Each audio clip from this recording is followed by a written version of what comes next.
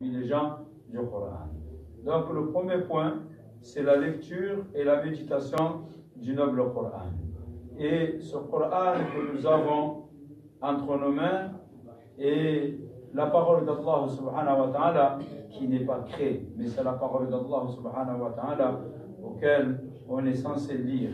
Et ce Coran est une guérison. Ce Coran est un guide.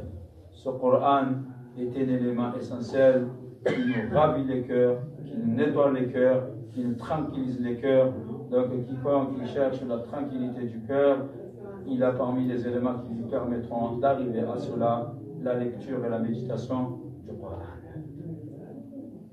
Et ce Coran, on se doit, Inch'Allah, de se donner les moyens, aussi bien de l'apprendre, aussi bien de le lire. Car il y a des personnes qui savent le lire mais ils ne le lisent pas. Il y a des personnes qui aimeraient le lire mais ils ne lisent pas. Donc aussi bien l'un, aussi bien l'autre, personne n'a une excuse dès lors qu'Allah subhanahu wa ta'ala nous a donné l'occasion de pouvoir atteindre cet objectif. Et cet objectif ou cette occasion, c'est la vie, c'est la santé, c'est le temps, c'est les moyens, aussi bien les personnes, aussi bien les moyens matériels et humains qui nous permettent d'arriver à cela et qu'on ne les met pas en utilisation, qu'on ne les met pas en application. Et plusieurs versets qui nous a été rappelés par l'auteur des versets du Coran pour nous montrer l'importance du Coran et l'effet que ce Coran a sur l'individu, sur le croyant. Et même certains musulmans, il arrive qu'ils entendent le Coran et ils sont touchés par la parole d'Allah subhanahu wa ta'ala. C'est des non-musulmans, ils ont juste entendu ce Coran et ce Coran a eu un impact sur leur personne. Comme on a entendu que des djinns qui n'étaient pas auparavant musulmans, ils ont juste entendu le Coran, la récitation du Coran, et ils ont prêté l'oreille et ils ont écouté ce Coran, et ce Coran a été la cause de leur vie.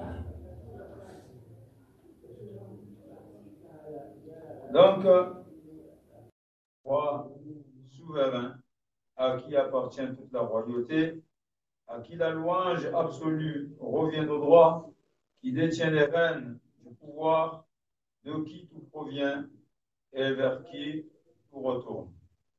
Il est élevé au-dessus du trône. Subhanahu wa ta'ala. Lorsque nous lisons le Coran, nous méditons sur ce Coran, nous voyons que ce Coran parle du Seigneur de l'univers, à qui toute chose lui appartient, et que les louanges lui reviennent de droit, et il détient toute chose. Donc, si tu médites dans ça, et que ton cœur il est nettoyé, tu es rassuré devant toute chose. Car tout ce qui t'arrive, cela n'est que par la volonté d'Allah, subhanahu wa ta'ala. Ce que tu as réussi à posséder, c'est parce qu'Allah l'a bien voulu. Ce que tu n'as pas pu obtenir malgré tes efforts et toutes tes dépenses pour pouvoir l'obtenir et que tu n'as pas pu l'avoir, c'est parce qu'Allah il a voulu ainsi. Et devant toute chose, il y a une sagesse de la part d'Allah subhanahu wa ta'ala du fait qu'il ne te l'a pas octroyé ou alors qu'il te l'ait octroyé. Car lorsqu'Allah subhanahu wa ta'ala il permet aux croyants de posséder une chose malgré qu'il n'a pas voulu la posséder, il y a une sagesse derrière ça. Et lorsqu'Allah ne te permet pas de posséder une chose malgré que tu aurais voulu tant vouloir la posséder et qu'Allah ne te l'a pas donnée, malgré ton envie, c'est qu'il y a une sagesse derrière cela. Louange à Allah subhanahu wa ta'ala, le Seigneur de l'univers. Rien de ce qui se produit dans son royaume ne saurait lui échapper. Il connaît le fort intérieur de chacun de ses serviteurs. Nous vivons sur terre, et la terre est l'une des royaumes d'Allah subhanahu wa ta'ala. Et il est au courant de ce qui se passe dans son royaume. Et l'auteur va jusqu'à nous dire qu'il connaît subhanahu wa ta'ala le fort intérieur de chacun d'entre nous. Ici, nous sommes personnes, on n'est pas nombreux, on est peu à la mosquée. Mais chacun d'entre nous, on a des pensées et on a un fond qui peut être bon, qui peut être mauvais, qui peut être malsain, qui peut être ailleurs. Seul Allah, à chacun d'entre nous ici présent, il connaît le fort intérieur. Ce n'est pas l'intérieur, mais le fort intérieur de chacun d'entre nous. Qui pense mal, qui pense bien, qui a une bonne intention, qui a une mauvaise intention, qui veut le bien, qui veut le mal, peu importe ce qu'il y a au fond, rien ne lui échappe, subhanahu wa ta'ala. Il est au fait de ce qu'ils font en secret comme en public. Ce que nous faisons en secret, il le sait, subhanahu wa ta'ala, et ce que nous faisons en public, il le sait aussi également. Il dirige exclusivement le royaume. Il entend et voit, accorde et refuse, récompense et punit, honore et humilie. Allah subhanahu wa ta'ala dirige son royaume comme il veut. Il entend toutes choses, rien ne lui échappe. Il entend toutes choses. Et seul lui, il connaît le contenu de son royaume, c'est-à-dire les créatures. Et les créatures sont nombreuses. Quand nous parlons de créatures, cela sous-entend aussi bien les hommes, aussi bien les djinns, aussi bien le monde terrestre, c'est-à-dire les animaux, aussi bien le monde maritime, c'est-à-dire les êtres tout. Et chacun, il peut agir comme Allah il veut. Il y a des langues qui sont, comme nous parlons, il y a des bruits, donc peu importe ce qui est dit, ce qui est fait, Allah il entend toutes choses. Et rien ne lui échappe, subhanahu wa ta'ala. Il voit comme il entend, comme il voit, subhanahu wa ta'ala. Il accorde ce qu'il veut à qui il veut, comme il refuse ce qu'il veut à qui il veut. Il récompense ceux qui font le bien, Allah il les récompense. Et Allah ta'ala il punit. Il honore qui il veut et il humilie qui il veut. Il crée et accorde la subsistance. Il fait mourir et fait vivre. Il fixe les mesures. Il juge et il dirige. Subhanahu wa ta'ala. Il invite ses serviteurs vers le droit chemin. Il les oriente vers tout ce qui mène au bonheur et à la réussite, comme il les met en garde contre toute cause de malheur et les incite à suivre ses injonctions. Allah nous invite vers le droit chemin. Allah ne nous invite pas vers l'égarement, mais Allah nous invite vers le droit chemin. Subhanahu wa ta'ala. Il est le créateur et il nous a créés, il nous a favorisés et il nous a comblés de ses bienfaits. Et il dit subhanahu wa ta'ala, فَبِأَيِّ آلَاءِ رَبِّكُمَا تُكَذِّبَانِ. Lequel des bienfaits d'Allah vous allez ignorer? Tout ce que nous jouissons comme bien, grand, petit, cela émane d'Allah subhanahu wa ta'ala. Personne ne peut nier. Et même celui qui ne croit pas à Allah, Allah lui fait profiter de ses bienfaits. Et ces bienfaits qu'Allah subhanahu wa ta'ala nous a donnés, Il ne les a pas arrêtés là. Parce qu'Allah, il nous donne, il aurait pu très bien dire que je leur ai accordé les bienfaits, ils doivent être reconnaissants, rien qu'à travers ces bienfaits. Mais ça ne s'arrête pas là. Allah nous aime plus qu'une mère aime son enfant. Allah il nous appelle aussi à suivre le chemin de la droiture pour qu'il nous récompense.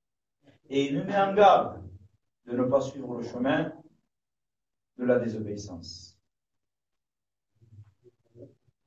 Il oriente vers tout ce qui mène au bonheur et à la réussite.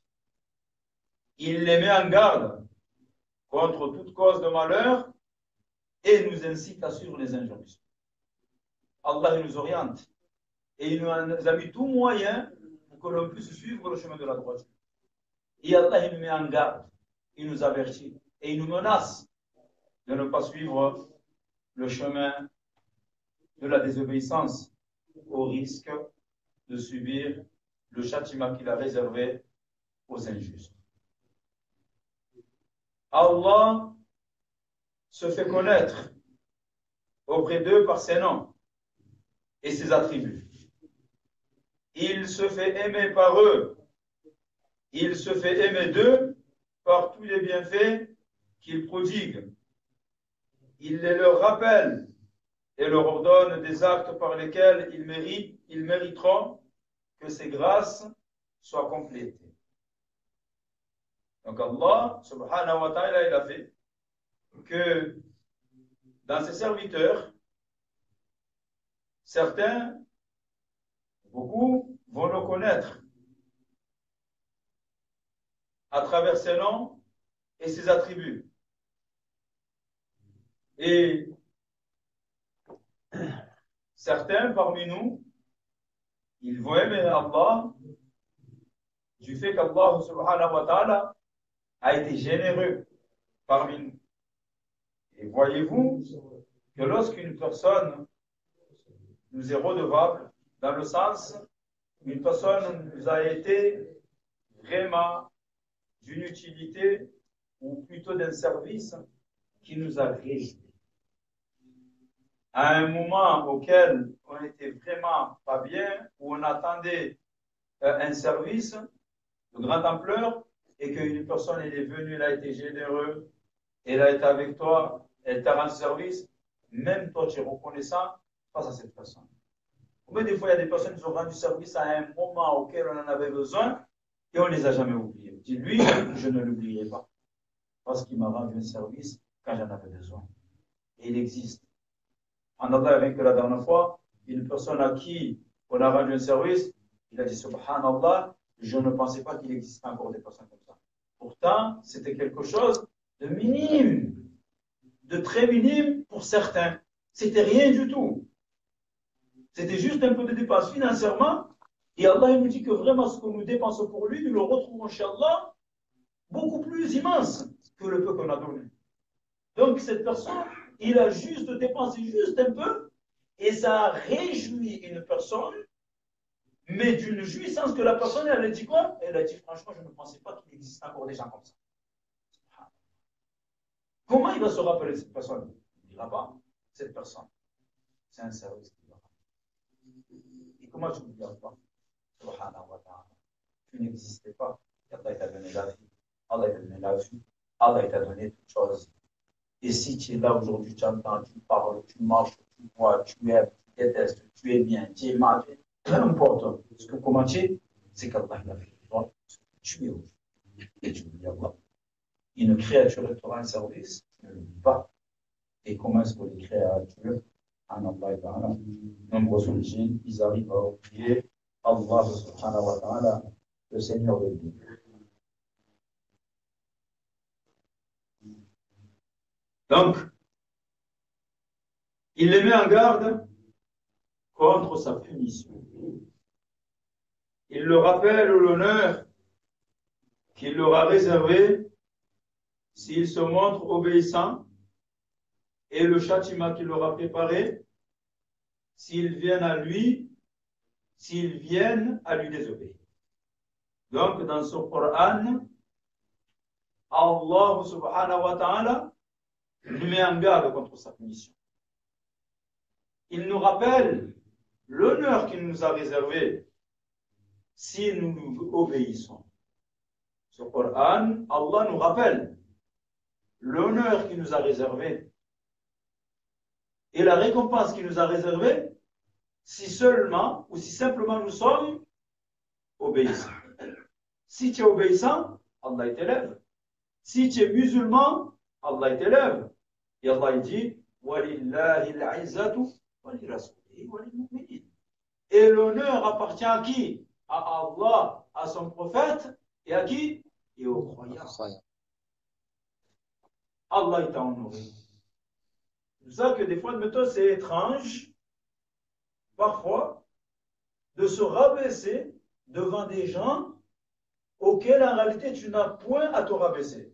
C'est pour ça que Ibn al-Mubarak dit que lorsque tu es devant une personne à qui Allah il a accordé des biens, même si c'est plus que toi, ne te montre pas au plus bas que lui, mais sois fier de ce que tu es, que lui il pense qu'en réalité il n'est pas plus que toi. Mais nous non, nous on a l'islam. Et c'est Allah qui dit Allah est en moi. Allah il n'a pas dit que l'honneur il appartient aux mécréants. Donc aujourd'hui on voit des personnes à qui Allah leur a donné des biens mondains, plus que nous, plus que beaucoup. Et des fois on s'humilie devant eux, comme si eux, ils étaient honorés et que nous on était rabaissés du fait qu'Allah leur a donné des biens mondains et que nous on ne les a pas eus. Mais Allah il a donné la meilleure des choses qui est la religion, qui est l'appartenance à la communauté du prophète alayhi salatu wa salam, avec tous les mérites que cela engendre. Et subhanallah ta'ala, certains, on dirait, ils sont les plus démunis. Alors que c'est toi qu'Allah il a mentionné dans le Coran et qui t'a honoré. Et toi, tu regardes celui qu'Allah il a rabaissé et je t'humilie devant lui. Subhanallah. C'est incroyable, mes frères. C'est incroyable, mes frères, de voir que toi, Allah il a fait de toi une personne heureuse. Allah il t'a comblé. Mais toi, tu te trouves comme si en réalité, tu n'avais rien.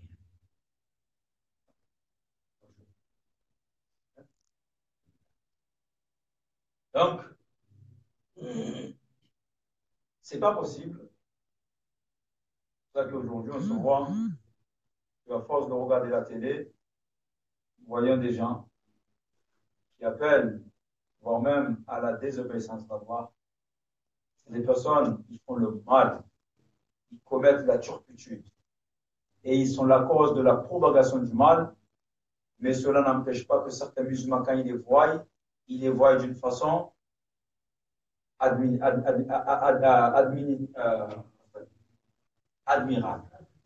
Ils les admirent. Ils vont jusqu'à même leur demander un autographe. Pour se rappeler, je l'ai vu, il m'a serré la main, j'ai fait une photo avec lui. Et qu'est-ce qu'il a eu? Si ce n'est que parfois, il transgresse les limites d'Allah. Et que toi, tu obéis à Allah. Subhanallah. Mais tu t'es rabaissé au plus bas niveau, au point même que celui qui est rabaissé, tu t'humilies devant lui et tu ne t'humilies pas devant celui que tu es censé t'humilier. C'est-à-dire, tu es devant qui? Allah. C'est ça que, aussi simple que ça. Celui qui ne s'humilie pas devant Allah, Allah va l'humilier dans ce moment. Et ce n'est que le commencement, car Yawm al-Qiyamah sera encore plus humilié encore qu'il n'est aujourd'hui. Parce qu'Allah t'a élevé. Mais c'est toi qui t'humilies devant les gens. Et il est impossible que si, alhamdulillah, ce cœur il est nettoyé devant toutes ces choses, et que l'amour d'Allah est rentré en toi, il est impossible que tu vois ces gens qui transgressent les lois d'Allah et que tu les admires. C'est impossible. C'est pas possible. Tu ne peux pas les admirer. Car l'ennemi d'Allah, il est ton ennemi. L'allié d'Allah est ton allié. Et celui qui obéit à Allah, subhanahu wa ta'ala, c'est la personne que tu vas aimer. Et celui qui transgresse les limites d'Allah, subhanahu wa ta'ala, en reniant Allah, subhanahu wa ta'ala, c'est celui-là que tu vas aimer. c'est celui-là que tu vas détester, ou tu es censé détester. Et des fois, c'est tout le contraire. Il va avoir un, cette prière, il est droit, il est honnête, et un, il est malhonnête, et il y en a, il y en a. Jusqu'à qu'on trouve, même chez ce te dit, il existe des non-musulmans qui sont meilleurs que les musulmans. A'udhu billah de prononcer des paroles pareilles. Et Allah, il dit que le croyant, il est meilleur que le non-musulman. Ici, c'est général. Ne dis pas il y en a. Allah, il a parlé d'une façon générale. Et toi, tu es venu mettre une barrière en disant qu'il existe des non-musulmans qui sont meilleurs que des musulmans. C'est impossible. Quiconque qui dit ça, il a dit une parole qui est grave. Parce que le musulman, il reconnaît Allah. Il s'incline pour Allah. Il se prosterne pour Allah. Il dit là, il a illallah. Après, on me dit, ouais, mais le musulman, mais qui ne. Moi, je parle du musulman dans le vrai sens du terme. Ne me parlez pas des personnes, admettons, qui font shirk billah et te disent, moi, je suis musulman parce que c'est un arabe, parce que là, non. Arabe ne veut pas dire musulman. Il existe le musulman. Le musulman, c'est celui qui s'est soumis à Allah, subhanahu wa ta'ala. Peu importe l'origine, peu importe la race, peu importe l'endroit, peu importe ce qu'il est, du moment où il dit là, il y a Allah Muhammad Rasulullah et il suit le chemin de la droiture, ça c'est ce qu'on appelle les musulmans. Et Allah ne regarde ni les aspects physiques, ni les apparences, et Allah il regarde les cœurs et les actes. C'est ce qu'Allah regarde. Malgré que certaines personnes, pour eux, c'est quoi qui compte? C'est moi je suis. C'est pour ça que il a dit, si réellement l'appartenance de la lignée, ou alors, comment dirais-je, le fait de se prétendre je suis de telle race, de telle origine, cela avait une importance, le premier ou parmi ceux qui en auraient bénéficié en premier, ça aurait été qui? Abu Jahl, qui était aussi parmi les Quraysh. Mais être parmi les Quraysh et être parmi de la descendance de la famille du prophète alayhi salatu wassalam, est-ce que cela lui a été utile? Absolument pas. Et cela en est même en ce qui concerne le grand-père et l'oncle du prophète sallallahu alayhi wa sallam. Cela ne leur a servi à rien. Donc l'origine n'en est rien.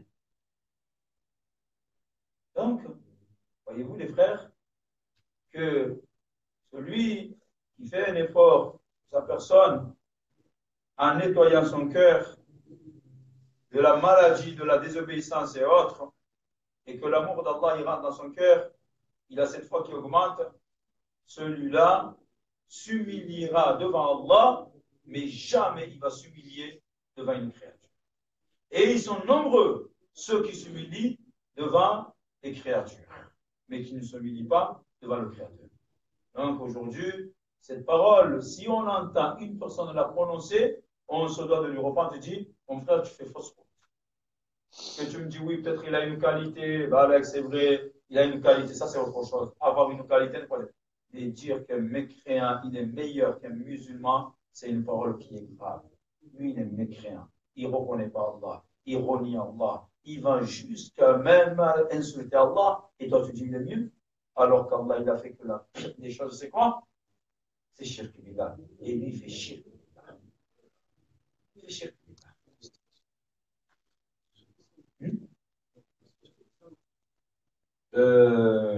J'ai pas entendu ça peut sortir de l'islam.